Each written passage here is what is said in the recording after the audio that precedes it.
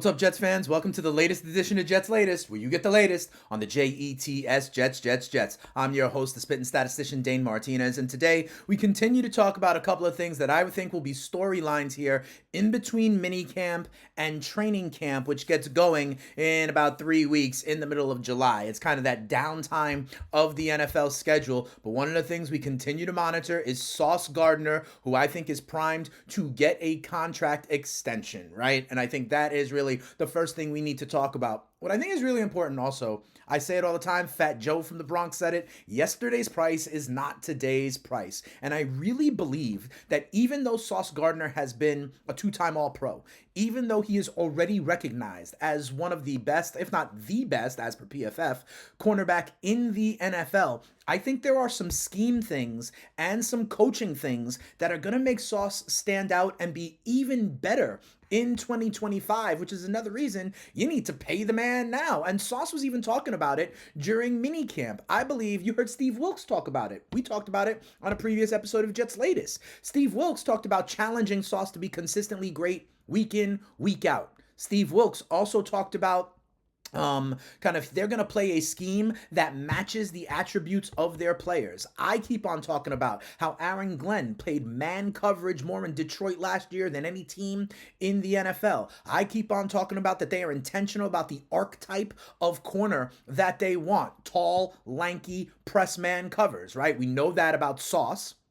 We saw them in the draft when they took A.Z. Thomas in the third round. We saw that in free agency where they signed Brandon Stevens, tall, lanky guys to play that press man coverage that Aaron Glenn and Wilks want to play, and Sauce is about it. Check out what he had to say. I thank them every day because they put me in a position to make plays. I like being challenged to be great. That's what I need. So again, responding to the coaching, responding to the teaching and development, and being challenged. We heard that far and wide from Jets players about the standard. We heard that far and wide from incoming draft guys with the Jets, right? And again, you see it. Sauce's coverage grade, tops in the league. Sauce's pass breakups, incompletions, tops in the league. Sausage yards per cover snap, bottom of the league, okay? And again, how Aaron Glenn plays that style of coverage. So I really think they are going to be putting Sauce in a position to make more plays. Sauce is going to take it on, and it is going to be very, very good for the Jets and probably for Sauce statistically. Yet another reason to pay that man. We've talked about the secondary a lot on Jets Latest, right? From everybody from Sauce and A.Z. Thomas and Stevens at the cornerback position. We've talked about Cisco. We've talked about the versatility for the safeties. We've even talked about the draft choice Malachi Moore, right? And how he could be that star role, be versatile. One guy we haven't talked about much, and I think it's doing him a disservice because he too is one of the above average players at his position, continuing with the quality of this roster, especially on the defensive side of the ball, is Michael Carter, or Michael Carter II. And his role is really in that nickel cornerback, that slot cornerback. And that is really important, especially these days in the NFL. When we're moving to a more pass-heavy league, you don't see that kind of just like Takeo Spikes kind of linebacker to stop the run. We've got Sherwood, we've got Quincy, and Michael Carter is on the field a ton as that slot nickel corner, and he's been good over the last couple of years. And Aaron Glenn was talking about him in minicamp using some of those same buzzwords we continue to hear about what he wants as character traits for a member of the green and white in his new regime. Check out what he had to say about Michael Carter. Aaron Glenn goes, he has twitch. He's tough. He understands the nickel position. When you play that position, you have to understand what's going on with the front. You can't just be out on the edge. There's gap integrity that you have to understand. Your ability to cover has to be on point. So not only are you acting like a DB, but you're also acting like a linebacker. There's some situations with motion, they can get you in the paint, and you have to operate as a linebacker. He does a really good job of that, and he's extremely smart. Having a guy like that with his skill set and being smart, those are the guys you want as nickel. Now, let me tell you something. How many times on Jets Latest, how many times has Aaron Glenn said these things? This is the culture. He talks about tough players. smart players, versatile players. And then Aaron Glenn, like he continues to do, goes into detail about technique, about strategy when he says, hey, in motion, they bring you over, why you have to be these qualities. And then he praises Michael Carter for being able to do so. And the kind of stats and the PFF stuff back it up that he can do both in that nickel slot position, cover and be able to support the run. Check it out. His PFF coverage grade was 77.6. That was top 10 for slot corners. His passing rating allowed when targeted was 74.3. Most of the time it's like 85-90, so that is well below for a passing rating. So that is well better than league average, right? His 17.1 slot coverage snaps per reception. He's on the field and only once every 17 snaps when he's in slot coverage does he give up a completion.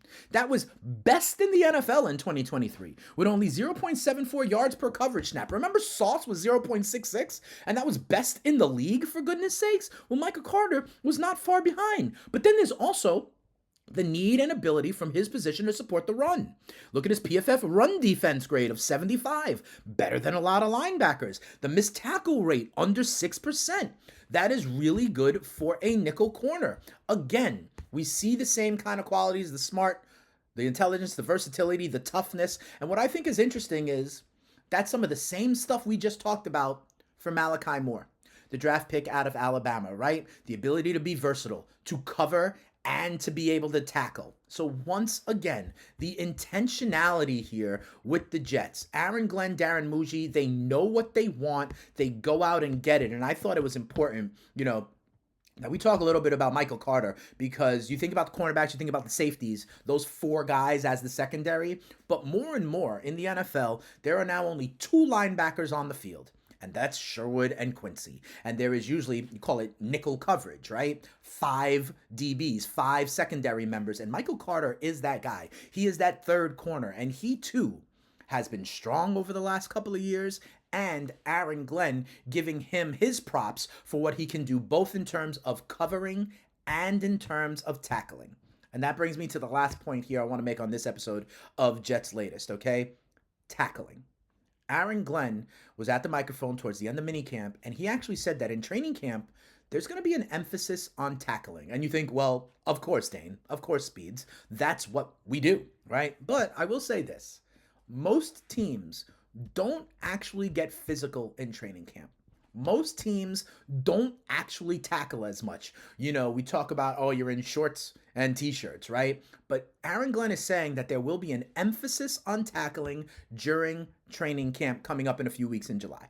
And he says, it's a tackling sport. So in this game, you got to block and you got to tackle. And the only way to get good at that craft is to do it. And I think this is of note because last year, runners avoided 94 tackles against the Jets. That was the 8th highest total in the NFL. The Jets were one of the bottom 10 tackling teams in the NFL. I think this has a number of implications. One, it's a culture thing. We talk about the competitiveness, the aggressiveness, the violence, right? That Aaron Glenn wants to bring on defense. So they're going to practice, and then you play like you practice. So I think that's part of it, right? But the other thing is, Aaron Glenn has always talked about, I've given you quotes here on Jets Latest, about the laser focus on what they need to get better at. I see Arian Smith working with the jugs gun constantly to get better at catching the ball. We talk about the teaching techniques specifically, whether it's Mason Taylor, right? We talk about kind of the footwork and mechanics of Justin Fields. They are specific in their teaching. They are intentional about what they want to get better at. And I think this kind of puts a highlight, puts a focus on it yet again for the Jets. They've got a lot of young players. They got a lot of players that are new to the organization. Remember, we talked about the Jets literally have the most roster turnover in the entire NFL. And the Jets, Aaron Glenn and Muji, talking about how he wants his coaches to be teachers. He wants his players to be receptive to coaching, to want to get better. And that is the other part of this, okay? It addresses a need area for the Jets, but it also is the same kind of culture building about the identity that Aaron Glenn is putting here for the green and white. And yet another reason, I know it's June. You can only get so excited about this. They're in t-shirts and shorts. Hope springs eternal. And I get it. But there are so many reasons to be optimistic and excited about what this new culture is bringing to the Jets. It is different than what we saw in the previous regime. It is different about even the way we are at practice, the way we are on the microphone, in the media, the way we are in the targetedness of who we are signing, young developing talent, as opposed to, quite frankly, quarterbacks that'll, wait and go to Egypt or wait until literally the day before minicamp to sign with the team and think they can just plug and play. We are building something here for the green and white. So you should be excited, and hopefully you're excited to spend this season with Jets Latest and the Spittin' Statistician. Like these videos, watch these videos,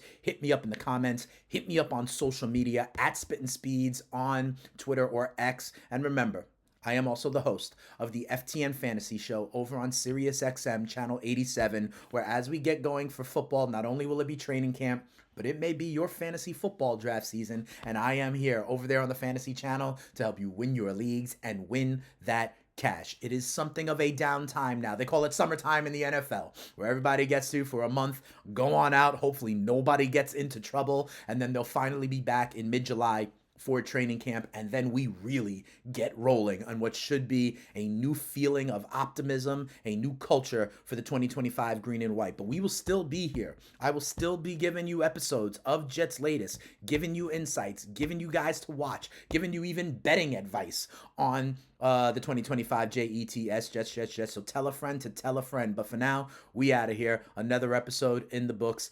Thank you for sticking with me. It is going to be a great season. You get everything you need about the Jets right here on Jets Latest. But for now, we're out of here. Peace.